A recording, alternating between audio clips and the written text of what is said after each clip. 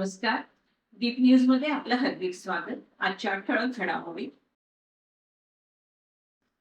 महसूल मंत्री चंद्रशेखर बावनकुळे यांचं खेड तालुक्यात भाजपकडून जल्लोषात स्वागत.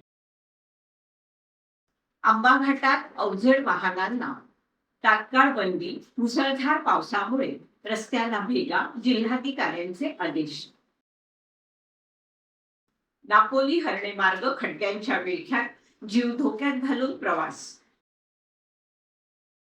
अंजनारी पुलाजवळ धावत्या ट्रकला भीषण आग. ट्रक जळून खाक. चालक किरकोळ जखमी. महसूल दिनानिमित्त जिल्हाधिकाऱ्यांचं आवाहन. सकारात्मक दृष्टिकोनातून नागरिकांचा विश्वास जिंका. सविस्तर वृत्त. रत्नागिरी जिल्ह्यातील खेड तालुक्यात महसूल मंत्री चंद्रशेखर बावनकुळे यांचं भारतीय जनता पक्षाच्या वतीने उत्साहपूर्ण स्वागत करण्यात आलं. ढोल ताशांच्या गजरात आणि घोषणाबाजी करत कार्यकर्त्यांनी बावनकुळे यांचं भव्य स्वागत केलं. यावेळी भाजपचे जिल्हाध्यक्ष सतीश मोरे, माजी नगराध्यक्ष ॲडव्होकेट वैभवजी खेडेकर, शहराध्यक्ष भालचंद्र साळवी यांच्यासह पक्षाचे पदाधिकारी आणि कार्यकर्ते यावेळी मोठ्या संख्येने उपस्थित होते. तसेच खेड नगर परिषदेचे भाजपचे नगरसेवक गटनेते रहीम सहीबोले, नगरसेविका वैभवी खेडेकर, स्वप्नाली चव्हाण यांनी देखील पुष्पगुच्छ देऊन महसूल मंत्री चंद्रशेखर बावनकुळे यांचं स्वागत केलं. खेड तालुक्यातील या स्वागत सोहळ्यामुळे भाजप कार्यकर्त्यांमध्ये उत्साही वातावरण पाहायला मिळालं. रत्नागिरी जिल्ह्यातील आंबा घाटातून प्रवास करणाऱ्या वाहन चालकांसाठी महत्वाची बातमी. मुसळधार पावसामुळे आंबा घाटातील रस्त्याला धोकादायक भेगा पडल्याने जिल्हाधिकाऱ्यांनी घाटातून अवजड वाहनांच्या वाहतुकीवर तात्काळ बंदी घालण्याचे आदेश दिले आहेत. केवळ अत्यावश्यक सेवेतील वाहने आणि हलकी प्रवासी वाहने नियंत्रित वेगाने तसेच आवश्यक खबरदारी घेऊनच या मार्गावरून प्रवास करू शकणार आहेत. दरम्यान अवजड वाहनांसाठी अणुस्कुरा घाट हा पर्यायी मार्ग म्हणून घोषित करण्यात आला असून आदेशाची कठोर अंमलबजावणी करण्याच्या सूचना पोलीस प्रशासनाला देण्यात आल्या आहेत.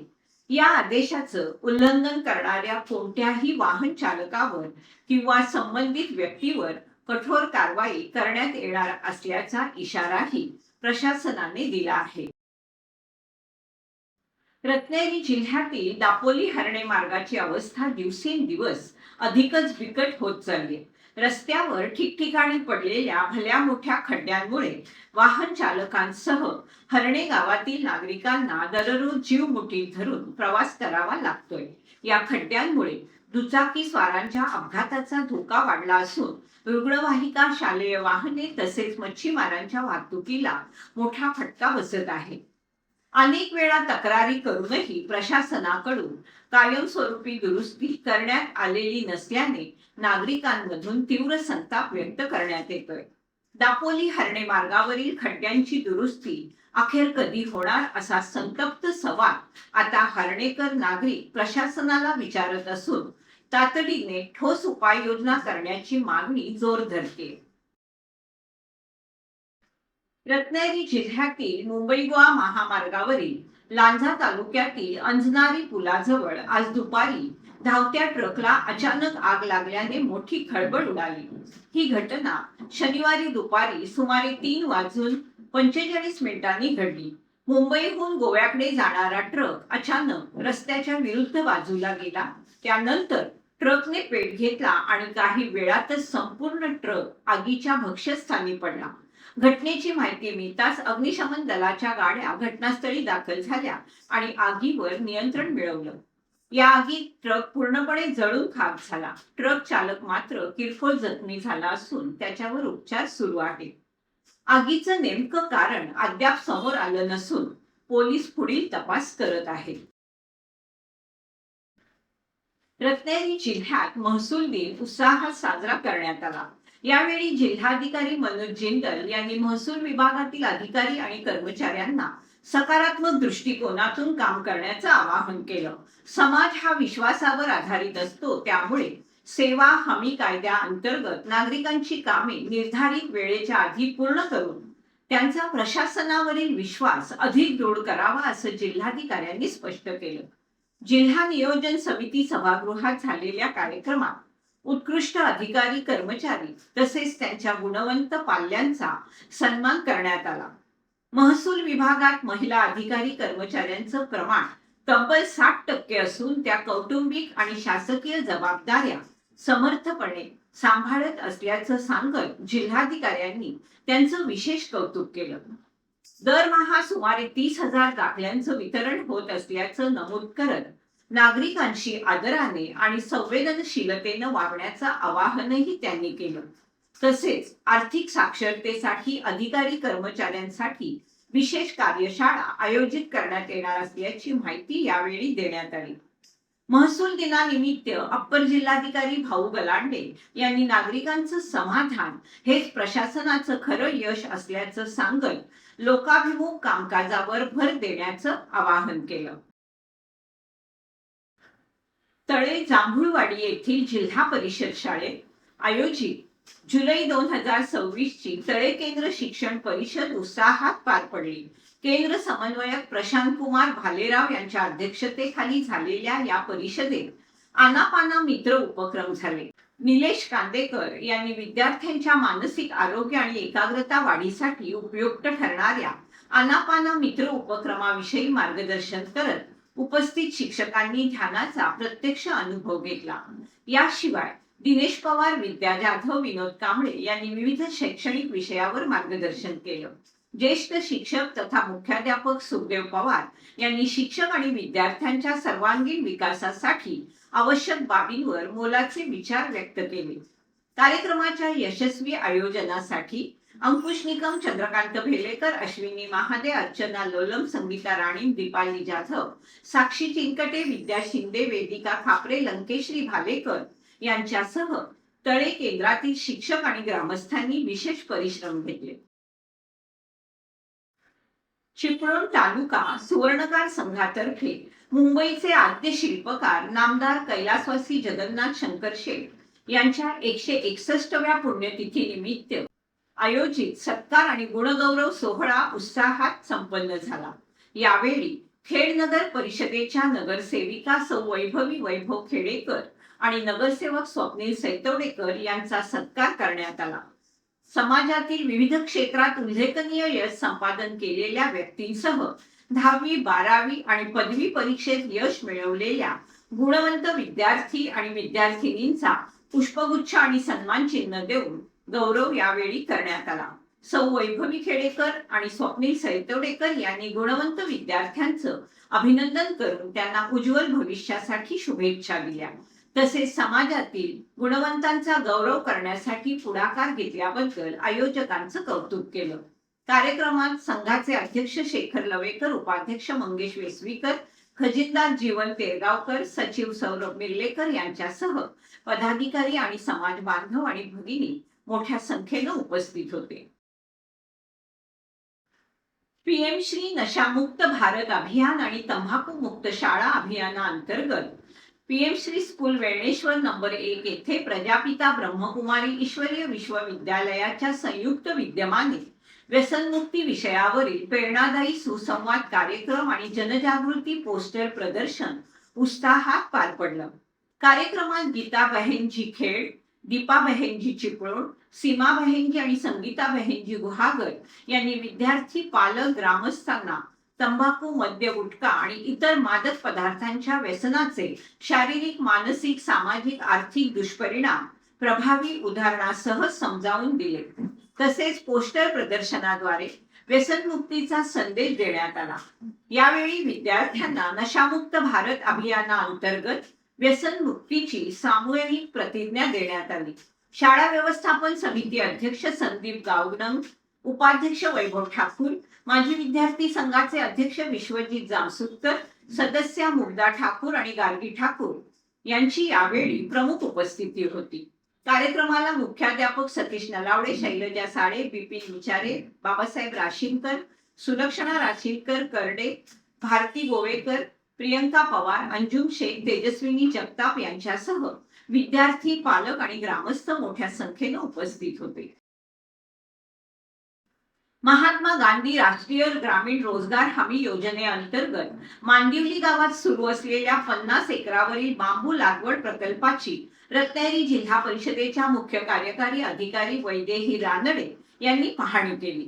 यावेळी गटविकास अधिकारी गणेश मंडलिक उपस्थित होते. अधिकाऱ्यांनी शेतकऱ्यांशी संवाद साधत बांबू शेतीचं महत्त्व, शासकीय योजनांचा लाभ आणि शाश्वत शेतीविषयी मार्गदर्शन केलं.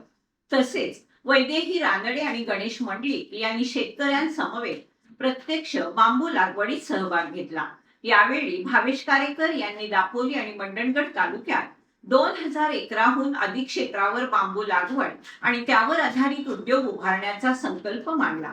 सध्या पहिल्या टप्प्यात 50 एकर क्षेत्रावर 7500 बांबू रोपांची लागवड सुरू असून भविष्यात 500 एकरापर्यंत विस्ताराचं उद्दिष्ट ठेवण्यात आलंय. वैदेही रानडे यांनी शेतकऱ्यांच्या पुढाकाराचं कौतुक करत बांबू शेती ही पर्यावरणपूरक आणि ग्रामीण अर्थव्यवस्थेला बळकटी देणारी शाश्वत विकासाची प्रभावी दिशा असल्याचं सांगितलं. हे मी जेव्हा बघितलं ना तेव्हा माझ्या मनात आलं की ह्या वस्तू कुठे जाणार, तर 3 स्टार 5 स्टार हॉटेलमध्ये जाणार किंवा कॉर्पोरेट गिफ्ट म्हणून एक असतं, म्हणजे जे मोठे इंडस्ट्रियलिस्ट असतात, बिझनेस हाऊस असतात, तर त्यांना लोकांना दिवाळीचं किंवा होळीचं किंवा असं गिफ्ट देण्यासाठी ज्या वस्तू लागतात त्या या वस्तू कॉर्पोरेट गिफ्ट म्हणतात. त्या अतिशय आणि ह्याच्याही पेक्षा अजून म्हणजे गृहोपयोगी सुद्धा वस्तू ह्याच्यातनं बनू शकतात आणि हे इको फ्रेंडली आहे, म्हणजे जे पुढच्या काळामध्ये आपल्याला आवश्यक आहे. त्यामुळे आपण जर ही लागवड केली आणि भविष्यात जरी आज हे असलं, जसं यांनी सांगितलं मंडलिक साहेबांनी, रिव्हर्स मायग्रेशन म्हणजे पूर्वापार रत्नागिरी आणि सिंधुदुर्गची जी मनी ऑर्डर इकॉनॉमी आपल्याला माहिती आहे की इथले काही करते पुरुष हे मुंबईत असतात आणि मग गावाकडे एक व्यक्ती राहतं घर शेती सांभाळायला. तर तशा ह्याच्यामध्ये हे रिव्हर्स झालेलं, म्हणजे मुंबईतून परत गावाला येऊन राहण्याची आताही तुरळक उदाहरणं आहेत, पण ती मोठ्या प्रमाणात होऊ शकतील जर इथेच आपण गावात इंडस्ट्री ऑप्शन दिले रोजगाराचे, तर नक्कीच येतील. इतक्या सुंदर वातावरणात राहायला कुणाला आवडणार नाही, प्रदूषित अन्न आणि प्रदूषित वातावरणात राहायला पाहिजे. त्यामुळे एक होप म्हणजे जसं भावेशने सांगितलं तर त्याप्रमाणे जर ही लोक करतायत वय एवढं होऊनही उत्साहाने, तर तरुणांनाही त्याच्यातनं नक्कीच प्रेरणा मिळेल. प्रजापिता ब्रह्मकुमारी ईश्वरीय विश्वविद्यालय आयोजित सद्गुरू महिमा कार्यक्रम उत्साहात पार पडला. यावेळी गुरु आणि सद्गुरू यातील फरक स्पष्ट करत खरा सद्गुरू कोण याविषयी सखोल मार्गदर्शन करण्यात आलं. मार्गदर्शनात निराकार ज्योतिबिंदू शिव परमात्मा सर्वांचे खरे सद्गुरू असून तेच मानवाला सद्गती देणारे, सद्विचार सद्गुणांचा विकास घडवणारे आणि कलियुगाचे सतयुगात रूपांतर करणारे असल्याचं सांगण्यात आलं. शिवबाबांच्या स्मृतीने आणि त्यांनी दिलेल्या आध्यात्मिक शिक्षणाने जीवन श्रेष्ठ आणि मधुर बनते असं प्रतिपादन यावेळी करण्यात आलं. यानंतर उपस्थितांनी मेडिटेशन रूम मध्ये सामूहिक ध्यान करून शिवबाबांना पुष्पहार अर्पण केला. कार्यक्रमाच्या शेवटी सर्वांना तिलक, ब्लेसिंग कार्ड आणि प्रसादाचं वाटप करण्यात आलं. या कार्यक्रमाला डॉक्टर वाकुरे, उमा वाकुरे, सीताराम आदवडे, रघुनाथ सागवेकर, प्रतिभा टकले, सुवर्णा कदम, सुरेखा पाटणे, रेश्मा बाई, सुवर्णा करोडे, छाया सागवेकर, मंजू कोके यांच्यासह पोयनार आणि निगडे येथील ब्रह्मकुमारी विद्यालयाचे विद्यार्थी उपस्थित होते. SM English school and junior college of science, commerce and arts Tisgar Khed येथे शुक्रवार दिनांक 31 जुलै 2026 रोजी शिक्षण प्रशिक्षण पार पडलं. या प्रशिक्षणामध्ये उद्बोधन करण्यासाठी एस चांद पब्लिकेशनचे assistant project manager, resource person आणि कन्सल्टिंग करणारे ललिता प्रसाद, तसेच S Chand area sales manager Anil Shinde आणि प्रशालेच्या मुख्याध्यापिका अंजुम नाडकर उपस्थित होत्या. या प्रशिक्षणात प्रशालेतील सर्व शिक्षक बहुसंख्येने उपस्थित होते. या प्रशिक्षणामध्ये ललिता प्रसाद यांनी हसत खेळत शिक्षकांशी नव्या शैक्षणिक धोरणाविषयी आणि बदलत्या काळानुसार आवश्यक असणारे शैक्षणिक बदल कोणते याविषयी मार्गदर्शन केलं. यावेळी संस्थेचे अध्यक्ष कैयूम नाडकर, शाळेच्या मुख्याध्यापिका अंजुम नाडकर, उपमुख्याध्यापक मोरे आणि शिक्षक उपस्थित होते. प्रशिक्षणाचं सूत्रसंचालन प्राथमिक विभागाचे मुख्याध्यापक अनिश पडवळ यांनी केलं. नियोजन आणि आभार प्रदर्शन शिक्षकांनी प्रभावीपणे पार पडलं. शिक्षक प्रशिक्षण मोठ्या उत्साहात संपन्न झालं. सहजीवन कर्मचारी सहकारी पतपेढीच्या अध्यक्षपदी श्रीमान चंदूलाल शेठ हायस्कूल आणि ज्युनियर कॉलेजचे ज्येष्ठ शिक्षक श्री गोविंद राठोड यांची सर्वानुमते निवड करण्यात आली. तसेच उपाध्यक्षपदी ICS महाविद्यालयाच्या अधीक्षक श्रीमती प्रणिता हेंद्रे यांची निवड करण्यात आली. नवनिर्वाचित अध्यक्ष आणि उपाध्यक्ष यांचं मावळते अध्यक्ष श्री DM शिंदे यांच्या हस्ते पुष्पगुच्छ देऊन स्वागत आणि सत्कार करण्यात आला.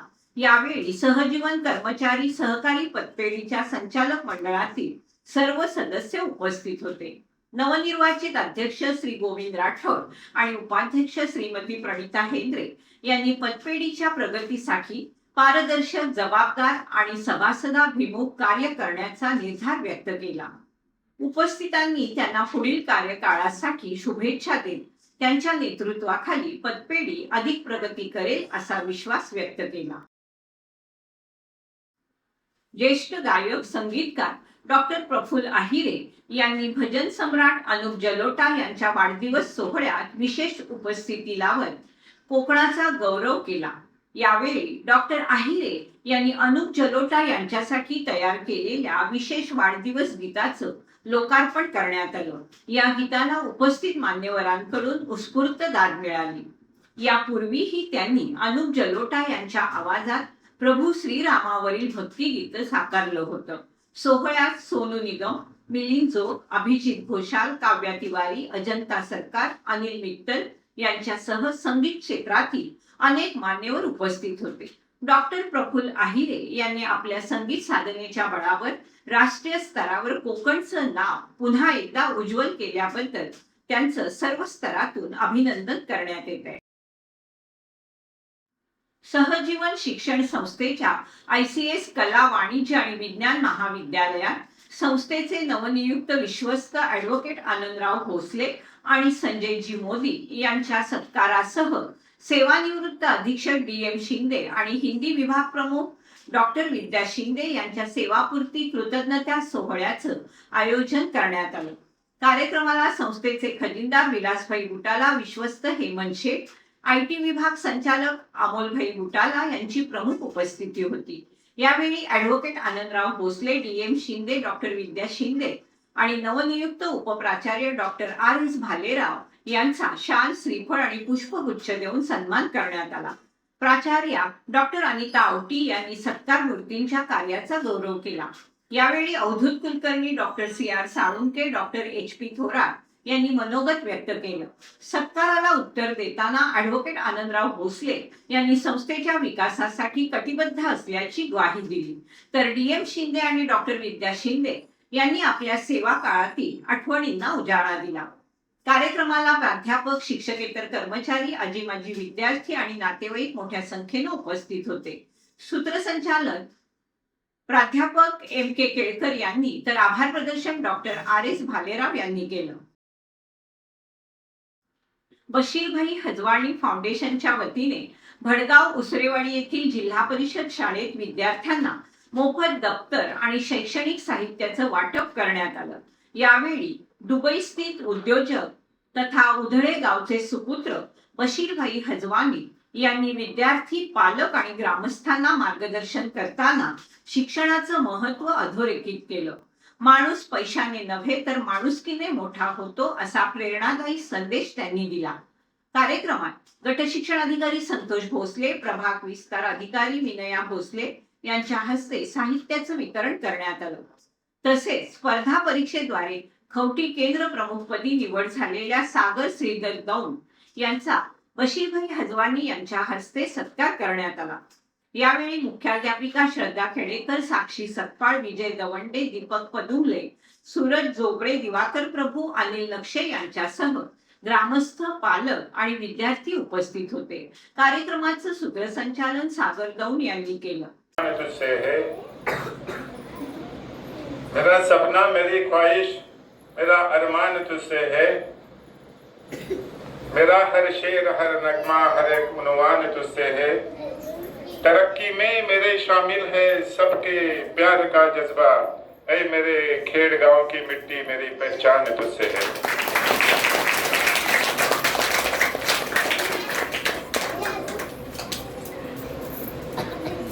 आदरणीय सन्माननीय भोसले साहेब, मॅडम भोसले साहेब, व्यासपीठावर बसलेल्या सर्व सन्माननीय, सर्वांची नावं मला माहिती नाही, सॉरी, माफ करा मला, पण सर्व सन्माननीय, आदरणीय सर्व पालक, स्टुडंट आणि उपस्थित सर्व मंडळी. मॅडम पण बोलल्या, भोसले साहेब पण बोलले की साहेब मी असा काही साहेब नाही, मी एक सिंपल तुमच्यासारखं व्यक्तिमत्व आहे आणि ईश्वराने मला असंच सिंपल ठेवावं हीच त्याच्या चरणी प्रार्थना आहे. बघा, केव्हाही प्रत्येकाने समजलं पाहिजे की पैशाने माणूस मोठा झालेला नसला पाहिजे. ICS महाविद्यालयात राष्ट्रीय सेवा योजना विभाग आणि मराठी विभागाच्या संयुक्त विद्यमाने लोकमान्य बाळ गंगाधर टिळक यांच्या पुण्यतिथी आणि लोकशाहीर अण्णाभाऊ साठे यांच्या जयंती निमित्त वक्तृत्व स्पर्धा आयोजित करण्यात आल्या. स्पर्धेत विद्यार्थ्यांनी उत्स्फूर्त सहभाग नोंदवत विविध विषयावर प्रभावीपणे विचार मांडले. यामध्ये प्रतीक्षा जाधव हिने प्रथम, खनसा महाडिकनं द्वितीय, तर झोया मेहदवी हिनं तृतीय क्रमांक पटकावला. कार्यक्रमाला उपप्राचार्य डॉक्टर भालेराव, प्राध्यापक रोहित कांबळे, मेघना मोहिते, रोहिणी कदम, SV म्हस्के उपस्थित होते. प्रस्तावना प्राध्यापक काडगे यांनी केली, तर सूत्रसंचालन आणि आभार प्रदर्शन प्राध्यापक केळकर यांनी केलं. तालुक्यातील भरणे येथील शामराव नागरिक सहकारी पतसंस्थेच्या कथित गैरव्यवहार प्रकरणी ठेवीदारांना न्याय मिळावा या मागणीसाठी पिग्मी एजंटांनी शुक्रवारी 31 जुलैपासून खेड येथील सहाय्यक निबंधक सहकारी संस्था कार्यालयासमोर बेमुदत उपोषण सुरू केले. उपोषणकर्ते एजंट विनायक झोरे यांनी दिलेल्या निवेदनानुसार 2017-18 पासून एजंट म्हणून काम करताना त्यांनी गावागावातून ठेवीदारांकडून कोट्यावधी रुपयांच्या ठेवी पतसंस्थेत जमा केल्या. मात्र संस्था अडचणीत आल्यानंतर ठेवीदारांना त्यांच्या ठेवी परत मिळाल्या नाहीत. त्यामुळे ठेवीदारांसह एजंटांना देखील आर्थिक आणि मानसिक त्रास सहन करावा लागतोय. नेमक्या कोणत्या मागण्यांसाठी हे आंदोलन सुरू करण्यात आलं आहे आणि आंदोलकांचं म्हणणं काय आहे ते त्यांच्याकडून ऐकूया. रेग्युलर पिग्मी करत आहे, तर जे रेग्युलर पिग्मीचे जे जमा केलेले पैसे आहेत तर रोजच्या रोज पिग्मी बँकेमध्ये भरणा करत होतो. असं करता करता 1 ऑगस्ट 2024 रोजी माझी जेव्हा खाती क्लोज झाली, तेव्हा जे खाते बंद करायला जेव्हा दिली, तेव्हा त्यांच्याकडं पतसंस्थेमध्ये बॅलन्स नसल्यामुळं थोडं जे थांबावं लागेल असं सांगण्यात आलं. त्याच्यानंतर आम्ही 1-2 महिने त्यांच्या विनंतीला मान देऊन हे केलं. थांबल्यानंतर त्याच्यानंतर आम्हाला वाटलं की आता हे काही होण्यातलं नाही, तर आम्ही शासकीय लेवलला तशीच लेखी स्वरूपात तक्रार केली. तक्रारीनंतर स्टेप बाय स्टेप तक्रार देताना 1 वर्षामध्ये शासनाच्या लेवलला काही त्याचा फॉलोअप न घेतल्यामुळं 1 जुलै 2025ला आमरण उपोषणचा निर्णय घेतलेला होता. त्याही आमरण उपोषणामध्ये जो शब्द दिला होता की आम्ही शासकीय ऑडिट आल्याच्यानंतर त्याचा पुढची कारवाई फास्टमध्ये केली जाईल, पण असं करता त्या गोष्टी शासनाच्या बोलण्यावरती किंवा लेखित दिलेल्या पुराव्यावरती विश्वास ठेवून आम्ही आता 1 वर्ष पाहिली, पण त्या प्रतिशत जर कृती बघायला गेला तर एकही 10% पण काम शासनाच्या माध्यमातून झालेलं नाही. आणि त्याच्यामुळं मी आता काल 31 जुलै 2026 पासून आमरण उपोषण करण्याचा निर्णय घेतलेला आहे. आणि निर्णयामध्ये माझा एकच विषय राहणार आहे की जी काय 1 जुलै 2025 रोजी की तुम्ही जे शब्द दिलेला आहे शासनाने किंवा ह्याच्यावरची काय कारवाई असेल ती शासन लेवलला केली जाईल आणि तुम्हाला निर्णय दिला जाईल. पण तो निर्णय आत्मसात न झाल्यामुळं जोपर्यंत ठेवीदारांचे पिगमी RD मुदत ठेवीच्या ज्या रकमा आहेत त्या जोपर्यंत मिळण्याची ठाम तारीख जो निर्णय दिला जात नाही तोपर्यंत आपल्या आमरण उपोषण कायम सुरू राहणार आहे. आजचा तुमचा उपोषणाचा दुसरा दिवस आहे. तुम्हाला काय वाटते कसं तब्येतीबद्दल वगैरे? आता माझ्या तर तब्येत तसं काय नाही. मला BP असल्यामुळं माझ्या 2 गोळ्या चालू आहेत. पण आजोपर्यंत तब्येत अशी लेवल व्यवस्थित आहे. पण आता आभार उपोषण झाल्यानंतर आज 2 दिवसामध्ये शासकीय ऑफिस कार्यालयाकडून जसे अपेक्षित पाहिजे तसे अपेक्षित उत्तर मिळाले नाही. त्याच्यामुळं मी जोपर्यंत अपेक्षित माझ्या मनाप्रमाणे जो विषय ठेवलेला आहे त्या विषयाप्रमाणे जोपर्यंत निर्णय भेटत नाही तोपर्यंत माझ्या आमरण उपोषण चालूच राहणार आहे. याचबरोबर वेळ झाली इथेच थांबण्याची. आपण पाहत राहा आपली लाडकी वाहिनी दीपवाहिनी.